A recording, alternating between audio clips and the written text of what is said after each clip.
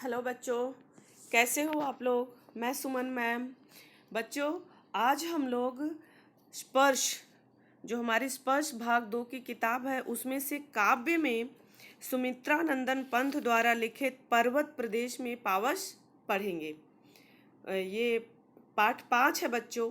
तो आप लोग अपनी टेक्स्ट बुक निकाल लीजिए अपने साथ और उसमें ये चैप्टर देखिए। सुमित्रा नंदन पंत ने इसे लिखा है। तो सबसे पहले हम उनका बच्चों जीवन परिचय जान लेते हैं थोड़ा सा, कि 20 मई सन 1900 ईस्वी को उत्तराखंड के कौसानी अल्मोड़ा में जन्मे सुमित्रा नंदन पंत ने बचपन से ही कविता लिखना शुरू कर दिया था। 7 साल की उम्र में स्कूल में काव्य पाठ के लिए पुरस्कृत हुए। सन 1915 में स्थायी रूप से साहित्य सृजन शुरू किया और छायावाद के प्रमुख स्तंभ के रूप में जाने गए। बच्चों, सुमित्रा नंदन पंत की प्रमुख रचनाएं जो हैं वीणा, ग्रंथि, पल्लव, गुंजन, युगांत, युगवाणी, ग्राम्या, स्वर्ण किरण, स्वर्ण धूलि, उत्तरा, अतिमा कला और बूढ़ा चाँद तथा लोकायतन है। बच्चों, इनकी साहित्यिक विशेषताएं जो हैं कि पंत जी को प्रकृति के सुकुमार कवि कहे जाते थे। ये आप लोगों को ये क्वेश्चन पूछा भी जा सकता है कि पंत को सुकुमार कवि, प्रकृति का सुकुमार कवि क्यों कहा जाता है। तो बच्चे अभी हम आगे पढ़ेंगे उसको कि उसमें क्या आता है। प्रकृति के सुकुमार कवि वो क्यों कहे जाते हैं वो आप लिख सकते हो। क्योंकि पंत जी प्रकृति प्रेम और कल्पना के कोमल कवि थे। उनका काव्य बहुत रोमांटिक तथा व्यक्ति प्रधान होता था। प्रकृति जैसा सुंदर, कोमल और सूक्ष्म वर्णन उन्होंने किया है वैसा किसी कवि ने नहीं किया है। बच्चों, प्रकृति के बाद उन्होंने अपने काव्य में नारी सौंदर्य को बहुत स्थान दिया है। इनकी भाषा शैली बेटा, वे अपने शब्दों की आत्मा तक पहुंच जाते थे। उनकी भाषा में संस्कृत के शब्दों की अधिकता है। वे कोमल, मधुर और सूक्ष्म भावों को प्रकट करने वाले शब्दों का प्रयोग करते हैं। और बच्चों, सुमित्रा नंदन पंत जी अपनी काव्य में उपमा अलंकार, रूपक अलंकार, अनुप्रास अलंकार और मानवीकरण अलंकारों का बहुत ही सुंदर प्रयोग किया है।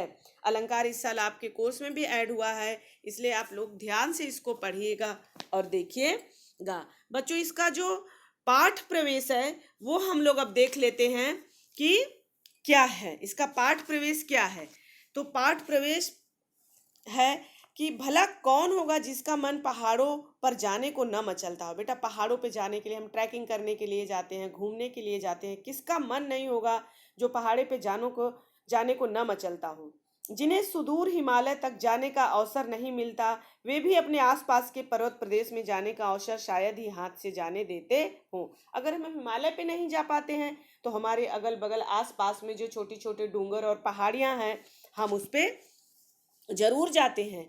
ऐसे में कोई कवि और उसकी कविता अगर कक्षा में बैठे बैठे ही वह अनुभूति दे जाए जैसे वह अभी अभी पर्वतीय अंचल में विचरण करके लौटा हो। अगर आप हिमालय पे नहीं जा सकते, कोई ऐसे पहाड़ पे नहीं जा सकते, तो उन्होंने कविता में ही ऐसा वर्णन कर दिया है, आप कक्षा में अपने घर बैठे बैठे ही ऐसा लगेगा कि आप पहाड़ों पे ही विचरण कर रहे हो। ऐसी शक्ति, ऐसा भाव उनके कविताओं में मिलता है। प्रस्तुत कविता बेटा ऐसे ही रोमांच और प्रकृति के सौंदर्य को अपनी आंखों निरखने की अनुभूति देती है। यही नहीं, सुमित्रा नंदन पंत की अधिकांश कविताएं पढ़ते हुए यही अनुभूति होती है कि मानो हमारे आसपास ही सभी दीवारें कहीं विलीन हो गई हो। हम किसी ऐसे रम्य स्थल पर आ पहुंचे हैं जहां पहाड़ों की अपार श्रृंखला है, आसपास झरने बह रहे हैं और सब कुछ भूलकर हम उसी में लीन हो जाना चाहते हैं। तो बच्चों, ये है सुमित्रा नंदन पंत जी का पाठ प्रवेश। अब आइए, हमारा फर्स्ट पैराग्राफ है बच्चों, पर्वत प्रदेश में पावस। पर्वत, पर्वत आप समझ में आ ही रहा है बेटा, पहाड़ी प्रदेश क्षेत्र। और पावस का मतलब होता है बेटा वर्षा ऋतु। मतलब पहाड़ी प्रदेश में, पहाड़ी क्षेत्र में बरसात का जब आगमन होता है तो पहाड़ कैसा प्रतीत होता है उसके बारे में उन्होंने वर्णन किया है। तो फर्स्ट पैराग्राफ बच्चों हम लोग देख लेते हैं। पावस ऋतु थी पर्वत प्रदेश, पल पल परिवर्तित प्रकृति वेश, मेखलाकार पर्वत अपार, अपने सहस्त्र दृग सुमन फाड़, अवलोक रहा है बार बार, नीचे जल में निज महाकार, जिसके चरणों में पला ताल, दर्पण सा फैला है विशाल। ये बच्चों है, इसका पहले हम लोग अर्थ जान लेते हैं। ऊपर से आप देखिए, पेंसिल लेके बैठिएगा। पावस का मतलब होता है बच्चों वर्षा ऋतु। पर्वत प्रदेश का मतलब होता है पहाड़ी क्षेत्र। पल पल मतलब क्षण क्षण। परिवर्तित मतलब बदलता है। प्रकृति वेश मतलब कि प्रकृति अपना रूप पल पल बदल रही है। मेखलाकार पर्वत अपार। मेखलाकार का मतलब है बच्चों करधनी के आकार की पहाड़ की जो ढाल है, पहाड़ का जो स्लैंट है वो कैसा है, करधनी। करधनी हम लोग जो अपने कमर में, कमर बंद जो हम पहनते हैं अपने कमर में बच्चों, उसको करधनी कहा जाता है। तो करधनी के आकार का जो पहाड़ की ढाल है।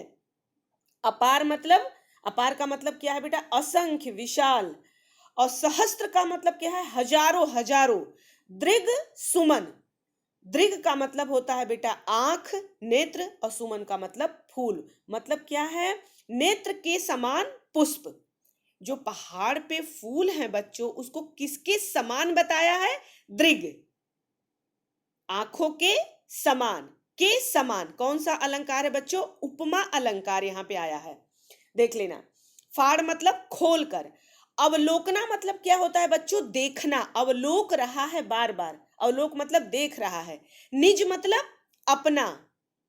महाकार अपने मतलब पहाड़ जो है बच्चों, अपने आकार को बार बार अपने पुष्प, हजारों हजारों पुष्प रूपी आंखों से वो देख रहा है। किस में देख रहा है, जिसके चरणों में पला ताल, कि उसके बेटा जो पर्वत है उसके पांव के पास, चरणों मतलब उसके पैरों के पास एक विशाल तालाब है।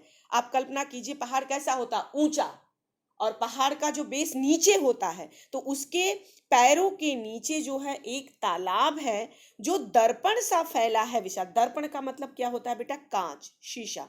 तो वो जो तालाब था वो दर्पण के समान साफ और सुथरा था। दर्पण में हम कैसे अपना चेहरा देखते हैं, उसी तरह से साफ सुथरा पारदर्शी वो तालाब था।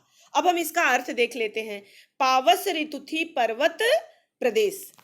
वो कवि सुमित्रा नंदन पंत जी कहते हैं बेटा कि वर्षा ऋतु में, वर्षा का मौसम था, पर्वत प्रदेश था, पल पल परिवर्तित प्रकृति वेश। और जो प्रकृति है अपना रूप पल पल वो बदल रही है। इसमें आप कहोगे बेटा कि कवि कहना चाहता है कि पावस ऋतु थी, पर्वतीय क्षेत्र था, और पर्वत प्रदेश, पर्वत प्रदेश में वर्षा ऋतु का मौसम था। वो ऐसा लगता था मानो, मानो उपमा अलंकार, पल पल परिवर्तित प्रकृति वेश। प्रकृति अपने वेश को पल पल अपना रूप वो बदल रही है। मेखलाकार पर्वत अपार, सामने जो है वो विशाल काय, अपार मतलब विशाल बड़ा पर्वत है, किसके समान, करधनी के समान। मेखलाकार सामने जो पर्वत है बच्चों वो किसके समान है, विशाल काय मतलब बहुत बड़ा पर्वत दूर दूर तक फैला हुआ है। कहने का मतलब ये है मेखलाकार पर्वत अपार, कि सामने विशाल काय जो पर्वत है वो दूर दूर तक फैला हुआ है। और उस पर्वत पे बच्चों अपने सहस्त्र दृग सुमन फाड़, उस पर्वत पे हजारों फूल खिले हुए हैं। मैंने आपको बताया था कि सहस्त्र दृग, दृग मतलब आंख, तो वो फूल को किससे तुलना कर रहा है बेटा, कि वो जैसे पर्वत की आंखें हो। हजारों हजारों जो फूल खिले हैं मानो वो पर्वत की आंखें हो, उस पे हजारों फूल खिले हुए हैं, वे फूल मानो पर्वत की आंखें लग रही थी। अवलोक रहा है बार बार, नीचे जल में निज महाकार। महाकार मतलब पर्वत जो है जल में, जो नीचे उसके पैरों के पास जो जल है बेटा, उसमें वो अपने हजार हजार आंखों से नीचे फैले जल में अपने विशाल आकार को बार बार निहार रहा है। नीचे जल में निज, निज मतलब अपने खुद के आकार को वो बार बार देख रहा है।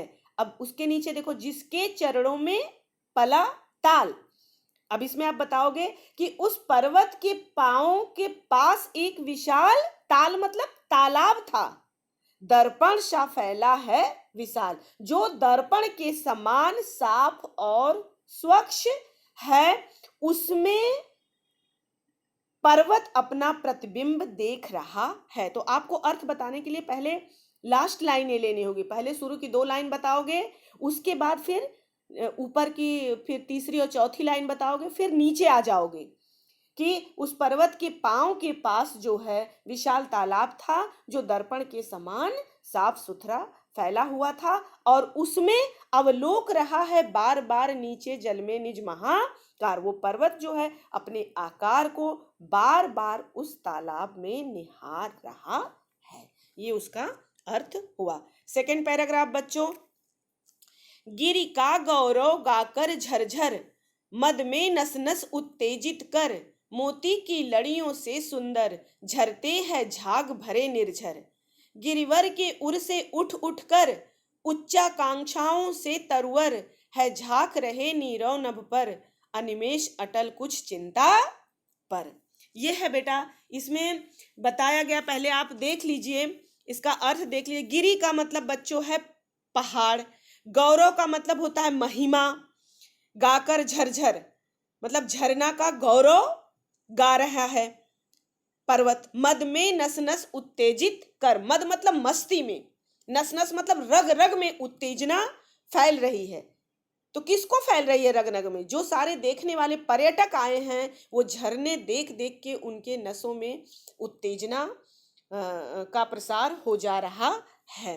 मोती की लड़ियों से सुंदर, लड़ी मतलब बेटा माला, और लड़ियों मतलब उसकी जो झाग की जो सफेद झाग उसमें से मोती बन बन के ऐसे निकलता है। जब पानी ऊंचाई से गिरता है तो आप देखते हो उसमें झाग उत्पन्न हो जाता है, तो उसको कभी क्या कह रहा है कि जैसे लग रहा है मोती की लड़ी हो। और झरता मतलब गिरता है, झरते हैं। निर्झर का मतलब होता है बेटा झरना, झरने में से वो जो झाग, झरने झर रहे हैं उसमें से जो झाग उत्पन्न हो रहा है वो ऐसे लग रहा है जैसे मानो मोती की लड़ियां हों। गिरिवर का मतलब बेटा ऊंचा पर्वत, और उर का मतलब होता है हृदय, हृदय। उच्चाकांक्षाओं मतलब ऊंचा उठने की इच्छा, मनुष्य के अंदर भी ऊंचा उठने की इच्छा होती है और पेड़ों के अंदर भी ऊंचा। तो पेड़ जो ऊंची, अब पेड़ जो पर्वत के ऊपर पेड़ उगे हुए हैं जो आकाश की तरफ देख रहे हैं, तो ऐसा लग रहा है मानो वो अपनी ऊंची आकांक्षाओं को, अपनी आकांक्षाओं को पाना चाहते हैं। ऊपर उठने की इच्छा उनके अंदर प्रबल हो रही है। तरवर मतलब पेड़, झांक रहे नीरव नभ में, नीरव का मतलब होता है बेटा मौन, एकदम शांत। नभ मतलब आकाश, अनिमेष मतलब एक टक बिना पलक झपकाए, अटल मतलब सदा बना रहने वाला, चिंता पर का मतलब होता है चिंता में मग्न। बच्चों अब इसका अर्थ देख लीजिए आप लोग। गिरि का गौरव गाकर झरझर, झरझर मतलब ये झरने मधुर ध्वनि करते हुए पर्वत की महिमा का गुणगान कर रहे हैं। गिरि, गिरि मतलब पर्वत, गौरव मतलब उनके महत्व का, उनके जो उनका गौरव है, सम्मान है, पर्वत के सम्मान का ये मधुर ध्वनि में उनकी महिमा का गान, गुणगान कर रहे हैं। पहला लाइन। अब उसके बाद बच्चों इसमें दूसरी और तीसरी लाइन छोड़ दो, आ जाओ चौथी लाइन में। झर, ऐसे ही आपको अर्थ बताना है। झरते हैं झाग भरे निर्झर, मतलब उसमें आपको ये बताना है कि पहाड़ों पे बहने वाले झाग भरे झरने सुंदर लगते हैं। झरते, झरने मतलब झरना, झाग भरे निर्झर, निर्झर मतलब वो झरने जो है, जो झाग भरे बह रहे हैं, पहाड़ों पे बहने वाले झाग भरे झरने सुंदर लग रहे हैं। कैसे सुंदर लग रहे हैं? अब नीचे से उसके ऊपर वाली लाइन देख लो, मोती की लड़ियों से सुंदर। वो जो झरनों से झाग भरे झरने जो बह रहे हैं वो ऐसे लग रहे हैं मानो मोती की लड़ियां हो, मोती की लड़ियों की तरह वो झाग भरे झरनों में से जो झाग निकलते हैं वो सुंदर लग रहे हैं। अब ऊपर देख लीजिए पहले की दूसरी लाइन, मद में नस नस उत्तेजित कर। और इन स्वरों को, किसका स्वर, जो झरनों, निर्झर, निर्झर मतलब वो जो झरनों के स्वर हैं, उसकी जो आवाज, उसकी जो ध्वनि आ रही है, उसको सुन सुन करके मद में नस नस उत्तेजित कर। नस नस में उत्तेजना फैल जा रही, उत्तेजना भर जा रही है। मतलब वहाँ जो पर्यटक देखने देखने देखने के लिए आए हुए हैं, घूमने के लिए आए हुए हैं, वो ऐसा कहते हैं कि पहाड़ों पे बहने वाले झाग भरे झरने बहुत सुंदर लगते हैं, और वो ऐसे सुंदर लगते हैं जैसे मानो मोती की लड़ियां हों। और उनके स्वरों को सुनकर गिरिका गौरव गाकर झरझर मद में नस नस उत्तेजित कर, मतलब ये झरने मधुर ध्वनि करते हुए पर्वत की महिमा का गुणगान कर रहे हैं, और उनके स्वरों को सुन करके नस नस में उत्तेजना फैल जा रही है। उसके बाद देख देख लीजिए बच्चों, गिरिवर के उर से उठ उठ कर उच्चाकांक्षाओं से तरुवर। गिरिवर के उर, उर मतलब हृदय, पर्वत की छाती, पर्वत का हृदय मतलब छाती, पर्वत की छाती पे उर से उठ उठ कर उच्च आकांक्षाओं से तरुवर। उच्च आकांक्षाओं मतलब ऊंचे वृक्ष, पर्वत की छाती पर जो ऊंचे वृक्ष मन में उठी ऊंची आकांक्षाओं के समान हैं। आपको क्या बताना है कि पर्वत पे बेटा जो बड़े बड़े वृक्ष आप देखते होंगे, पर्वत पे बड़े बड़े पेड़ भी रहते हैं जो ऊपर ऐसे सीधे स्ट्रेट, ऐसे लगता है कि आकाश को वो अभी छू देंगे। उसका वर्णन है कि पर्वत की छाती पे ऊंचे वृक्ष जो है मन में उठी ऊंची आकांक्षाओं के समान है झांक रहे नीरव नभ पर। अब झांक रहे, कौन झांक रहा है बेटा? ये शांत आकाश में, नीरव मतलब शांत, नभ मतलब आकाश, ये शांत आकाश में झांकते हुए, कैसे झांकते हुए? मौन, अनिमेष मतलब अपलक, बिना पलक झपकाए, अटल और कुछ चिंतित खड़े हुए जान पड़ते हैं। ऐसा लगता है उन पेड़ों को देख के कि वो आकाश के रहस्य को सुलझाने में लगे हुए हैं, कि आकाश में जो पर्वत, क्योंकि बेटा बरसात का मौसम है तो बादल आ रहे हैं जा रहे हैं, सफेद बादल, काला बादल, उमड़ना घुमड़ना, तो वो पेड़ जो पर्वत की छाती पे खड़े हुए हैं वो किसके प्रतीक है बेटा? मन में उठी ऊंची आकांक्षा के प्रतीक हैं वो। कि ऐसा लग रहा है कि मानो वो आकाश में शांत, बिना पलक झपकाए, मौन, अपलक, अटल और चिंतित खड़े हुए हैं। ऐसा लग रहा है कि मानो वो आकाश का रहस्य सुलझाने में लगे हुए हैं। मानो, मानो कौन सा है बेटा? उपमा अलंकार, ज्यादातर उपमा अलंकार का इन्होंने प्रयोग किया है। लास्ट लाइन देखिए बच्चों आप, उड़ गया अचानक लो भूधर, फड़का अपार पारद के पर, रवशेष रह गए हैं निर्झर, है टूट पड़ा भू पर अंबर, धस गए धरा में सभय साल, उठ रहा धुआं जल गया ताल, यूं जलद यान में बिचर बिचर, था इंद्र खेलता इंद्र जाल। बच्चों इसमें आप ये देखोगे कि भूधर का मतलब उड़ गया अचानक लो भूधर, भूधर मतलब भू को धारण करने वाला अर्थात पहाड़। अपार का मतलब क्या है बच्चों? जिसका पार न हो बहुत जल्दी से। और पारद के पर, पारद क्या होता है बेटा? पारा, जो मरकुरी होती है, थर्मामीटर होता है, हम अपने बुखार को नापने के लिए थर्मामीटर मुंह में लगाते हैं, उसमें मरकुरी होती है वो, तो उसको क्या बोला जाता है बेटा? पारा। पारद के पर, पारे के समान वो क्या होता है? एकदम व्हाइट कलर का होता है। तो पारे के समान धवल, पारे के समान सफेद और चमकीले पंख, ऐसा लग रहा है। पारद के पर रव शेष रह गए हैं। रव शेष का मतलब है क्या है बेटो? कि इतनी मूसलाधार बारिश हो रही है कि केवल रव शेष मतलब उसकी बारिश की आवाज ही शेष रह गई है। चारों तरफ एकदम शांत वातावरण हो गया है कि खाली पानी के गिरने की आवाज सुनाई दे रही है। तो रवशेष रह गए हैं निर्झर, निर्झर मतलब वो जो झरने बह रहे हैं, ऐसा लग रहा है कि सिर्फ उसकी ही आवाज सुनाई दे रहा है। चारों तरफ वातावरण में शांति छा गई है टूट पड़ा भू पर अंबर, अंबर मतलब आकाश। इतनी मूसलाधार बारिश हुई है कि ऐसा लगता है कि जैसे आकाश ही धरती पे टूट पड़ा हो। धस गए धरा में सबे शाल, और बेटा पर्वतों पे शाल के वृक्ष होते हैं, और ऐसा लग रहा है कि डर के मारे, धस गए मतलब दब गए हैं, धरा मतलब धरती, सभय मतलब भय के साथ, स भय, स प्लस भय, भय के साथ। ऐसा लगता है कि शाल के वृक्ष डर के मारे उस धरती में धस गए हैं।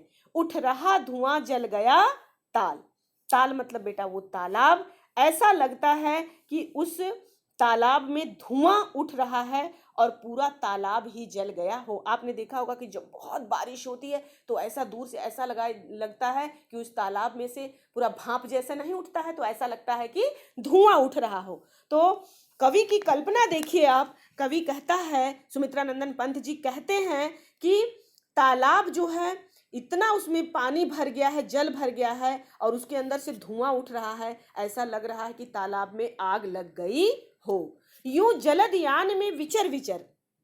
बच्चों जलद यान का मतलब क्या है? इसमें बादल रूपी विमान, जलद मतलब बादल और यान मतलब विमान, विमान जो होता है विमान। तो कौन सा? बादल रूपी विमान, विमान वहां नहीं आया है। कौन सा विमान है? बादल रूपी विमान। विचर विचर कर, घूम घूम कर ऐसा लगता है कि था इंद्र खेलता इंद्रजाल। और इंद्र कौन है बेटा? वर्षा के देवता, बरसात के देवता किसको माना जाता है? इंद्र भगवान को।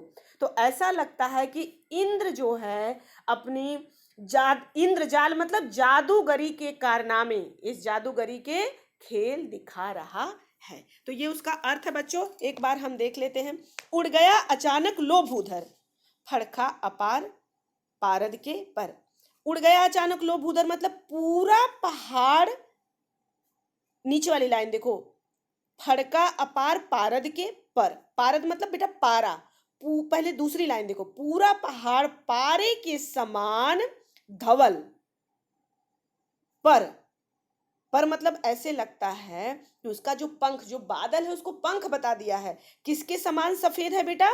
पारे के समान सफेद और चमकीले पंख को फड़का, फड़का मतलब फड़काता हुआ। अब आएगा पहला लाइन, उड़ गया अचानक लो भूधर। ऐसा लगता है कि पूरा आकाश जो है, ऊपर आकाश में वो उड़ चला है। फिर से आप एक बार देख लीजिए पहले दूसरी लाइन का, फड़का अपार पारद के पर, कि पूरा पहाड़ पारे के समान धवल और चमकीले, धवल मतलब सफेद और चमकीले पंखों को फड़काता हुआ उड़ गया अचानक लो भूधर। ऐसा लगता है कि चमकीले पंखों को फड़काता हुआ ऊपर आकाश में उड़ चला है। उसका आशय क्या है बच्चों? कहने का मतलब क्या है कि उसका आशय यह है कि पहाड़ के समान बहुत अधिक सफेद और चमकीले बादल आकाश में छा गए हैं। चमकीले पंख तो वहां होगा नहीं बेटा, बरसात में कोई वहां पे पक्षी तो आया नहीं है, लेकिन वो क्या बता रहे हैं कि पूरा पहाड़, पहाड़ में कोई पंख होता है? नहीं होता है। लेकिन उनका, कवि के कहने का आशय यह है कि सफेद और चमकीले बादल ढेर सारे आकाश में छा गए हैं। उसके बाद की लाइन देखिए, रवशेष रह गए हैं निर्झर है टूट पड़ा भू पर अंबर। रवशेष मतलब सिर्फ बस इसकी झरझर की आवाज ही शेष रह गई है। निर्झर मतलब वो जो झरना बह रहा है उसके झरझर की आवाज ही रवशेष मतलब शेष बाकी रह गई है। बाकी एकदम शांत वातावरण, कुछ सुनाई नहीं दे रहा है, सिर्फ झरने की आवाज सुनाई दे रही है टूट पड़ा भू पर अंबर। बादलों से इतनी तेज वर्षा हुई जैसे आकाश धरती पर टूट पड़ा हो। मूसलाधार बारिश का बच्चों इसमें वर्णन किया गया है। उसके बाद की लाइन देख लीजिए, धस गए धरा में सभय साल, उठ रहा धुआं जल गया ताल। पहले नीचे की लाइन देख लीजिए, उठ रहा धुआं जल गया ताल मतलब तालाब के जल में इस तरह धुआं उठने लगा मानो पूरा तालाब में आग लग गई है। बेटा यहां भी उपमा अलंकार है। दूसरी लाइन देखो कि उठ रहा धुआं जल गया ताल। सिर्फ इसका लाइन देखो, पहला लाइन छोड़ दो अभी। तालाब के जल में इस तरह धुआं उठने लगा मानो तालाब के जल में आग लग गई हो। जल गया, जल गया मतलब आग लग गई हो। अब देखो पहली लाइन, धस गए धरा में सब है शाल। आग लग गई हो तो आग लग जाएगी तो क्या होगा, लोग डर जाते हैं। तो देखो इसमें क्या हुआ है, शाल, शाल के पेड़ बादलों के झुंड में ऐसे धसे, धस गए धरा, धरा मतलब धरती में, ऐसे धसे हुए प्रतीत हो रहे हैं, लगता है कि वो भयभीत होकर पृथ्वी में धसे चले जा रहे हैं। कहने का मतलब क्या है बच्चों, फिर से देख लो पहली लाइन, धस गए धरा में शबे शाल। शाल के पेड़ बादलों के झुंड में, बादल का इतना सफेद काला और इतना गहराता हुआ वहां बादल आया, और पहाड़ों पे तो और लगता है कि अभी बादल को हम छू ही देंगे। तो कभी की कल्पना देखिए, शाल के पेड़ बादलों के झुंड में ऐसे प्रतीत हो रहे हैं, ऐसा लगता है कि मानो धस गए धरा में सब है, सब है मतलब डर के मारे वो धरा मतलब पृथ्वी में धस गए हैं। लास्ट लाइन देख लीजिए, यो जलद यान में बिचर बिचर था इंद्र खेलता इंद्र जाल। इस प्रकार वर्षा का देवता, लास्ट लाइन देखिए, इस प्रकार वर्षा का देवता इंद्र बादल रूपी विमान, अब ऊपर में आ जाइए, यूं जलद यान, जलद मतलब बादल, यान मतलब विमान उनका, बादल रूपी विमान, रूपी क्या हो गया बच्चों, रूपक अलंकार, बादल रूपी विमान, उपमेय और उपमान हो गया, यहां भी उपमा ही है।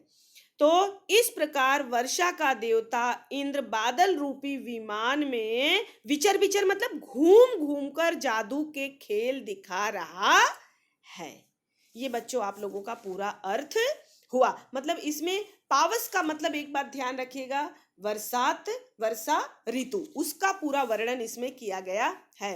रवशेष रह गए, नहीं यहाँ उड़ गया अचानक लो भूधर फड़का अपार पारद के पर, रवशेष रह गए हैं निर्झर है टूट पड़ा भू पर अंबर, धस गए धरा में शबह शाल उठ रहा धुआं जल गया ताल, यूं जलद यान में विचर विचर था इंद्र खेलता इंद्र जाले। आपकी लास्ट पैराग्राफ बच्चों है, एक बार फिर से देख लो, लास्ट वाला थोड़ा सा कॉम्प्लिकेटेड है। उड़ गया अचानक लो भूधर फड़का अपार पारद के पर, पूरा पहाड़ पारे के समान धवल और चमकीले पंखों को फड़काता हुआ ऊपर आकाश में उड़ गया है। कहने का मतलब आशय क्या है बच्चों, कि बहुत अधिक सफेद और चमकीले बादल आकाश में छा गए हैं। रवशेष रह गए हैं निर्झर है टूट पड़ा भू पर अंबर, बस इसकी झरझर की आवाज ही शेष रह गई है। बादलों से इतनी तेज वर्षा हुई जैसे आकाश धरती पे टूट पड़ा है। धस गए धरा में सबह साल उठ रहा धुआं जल गया ताल। दूसरी लाइन देखिए, तालाब के जल में इस तरह धुआं उठने लगा मानो पूरे तालाब में आग लग गई हो। धस गए धरा में सबह साल, शाल के पेड़ बादलों के झुंड में धसे प्रतीत हो रहे हैं, ऐसा लगता है कि वो भयभीत होकर पृथ्वी में धस गए हैं। यो जलद यान में बिचर बिचर था इंद्र खेलता इंद्र जाल। इस प्रकार वर्षा का देवता इंद्र बादल रूपी विमान में घूम घूम कर जादू के खेल दिखा रहा है। ये बच्चों आप लोगों का पूरा चैप्टर हुआ। आशा करती हूँ कि आप लोगों को अच्छी तरह से समझ में आ गया होगा। कोई भी प्रॉब्लम होगी बच्चों आप लोग फोन करके पूछ सकते हैं। धन्यवाद।